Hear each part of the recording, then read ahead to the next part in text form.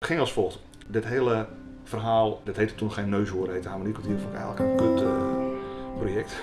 Dat was allemaal ruzie en ik dacht ook van, is dat nou wel nodig? En toen had een vriendin van mij, die had op Facebook de vacature gedeeld. Ik keek naar wat het profiel van die directeur, dus ze vroegen naar een directeur, wat het profiel van die directeur was. En ik dacht, dat ben ik. Wat is het? Waarom vragen ze me niet gewoon? Dus toen dacht ik, ik moet toch reageren. En het eerste gesprek gehad, een tweede gesprek gehad, een derde gesprek gehad. En toen was ik het.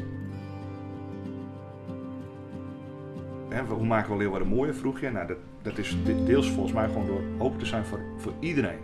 Letterlijk, van zuigelingen tot bejaarden. En wat er nou gebeurt volgens mij is dat je gewoon een plek hebt waar je in Leeuwarden gewoon waar je jezelf kan zijn. Waar je gewoon je eigen ding kan meemaken en zien. En ook je eigen ideeën kan realiseren. Nou, dat is uiteindelijk wat het om gaat wat ons betreft. Dat is volgens mij ook de kern van popcultuur.